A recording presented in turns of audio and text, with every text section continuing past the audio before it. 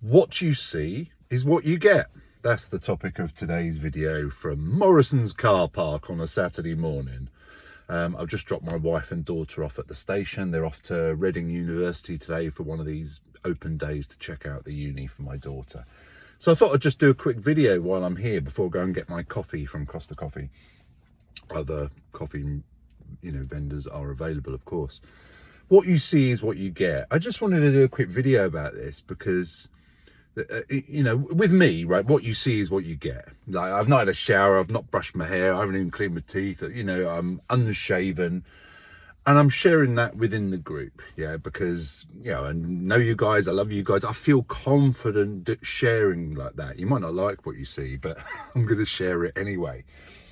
But it just made me think, when I was thinking about doing this video, that's how I come across it. I want to come across in interviews. And I think that's a strength. I think it's a real confidence. If you can get to that stage of really being confident with who you are and what you stand for and all that sort of stuff. Because when you say that at interview, I find it very empowering. And I think it comes across very honestly and genuine. So, if I'm in an interview, for example, I won't say this is what you get, what you see is what you get, but I try and convey that, this is what I know, this is my experience. There's stuff I don't know, but I'll work out how to do it. I don't know that. And if someone asks me a question, well, what's this, Dave? I'll be honest in an interview and say, I don't really know that. I've heard of it, but I've never needed to know that before. And I'll just be honest, and stop the bullshit. And I urge you to do the same thing. Don't try and be something you're not. Bank on your experience, your skill set, especially if you're at an interview. They've asked you for an interview. So they've already seen something on your CV, on your LinkedIn profile already, and they think you might be a good match for the role. So be as honest as you can with them is what I would say. I mean, I've had friends say, no, they bullshit a little bit in an interview, just anything to get over the line and get the offer. And that's a strategy that might work for you. I just don't play by those rules. I prefer just to be honest, because I want to make sure there's a real match, synergy, between me and the role, or me and the client, or me and the hiring manager, or me and the team that I'm going to work for. So I just want to be as honest and open as possible. And if it's not a good match and not a good fit, well, that's fair enough. And I urge you to be yourself. And what you see is what you get. Like I say, I do these videos, I don't put a filter in place, I rarely edit any of my videos, so that's probably why I ramble on a little bit. But because I'm just being honest. And when I have the free clarity calls with people, I'm just, I'll just be totally honest with you. It's not about selling any of my services. I said to someone the other day, or someone said to me, they didn't agree with my free CV advice feedback or something. You can disagree with it as much as you want. The whole point of the free CV check is I tell you the number one thing that annoys me, right, that I don't like on your CV. And the reason that's important is because someone else, out of 100 other people, 100 other recruiters, they might think the same thing. So it doesn't matter whether you like it or not. It's a fact that I've picked it up as something I think is detrimental to the effectiveness and professionalism of your CV. It doesn't mean you have to change it. You're perfectly fine to ignore the advice. But what I'm trying to show you is what's the number one thing within 10 seconds that I would change on your CV? And one of the things this person had was a photo on it. And I just think a photo is a no-no on a CV. Yeah, they can go to your LinkedIn profile. That I would have your photo, of course, because that's what the platform is designed to be used for, but not on a CV. Now, you may disagree, totally fine. But I know lots of recruiters who say they see a photo on a CV, they'll just discard it straight away. So you can ignore the evidence if you want to completely stand out from the crowd, but whether that's for the right reason or not, that's entirely up to you. But I'm brutally honest with people, and I will tell people when I'm on a call or even via email that whether I think things like the CV Express or LinkedIn Express would help them. And my view is that if you're looking for a role and you do the free CV check and you think You might not agree with the photo situation, but you can see what I mean. And therefore you take on the advice that actually, I thought having a photo on there made me stand apart, but maybe actually it's making me stand apart for the wrong reason. So maybe I'll try getting rid of my photo off my CV. I'll take Dave's advice.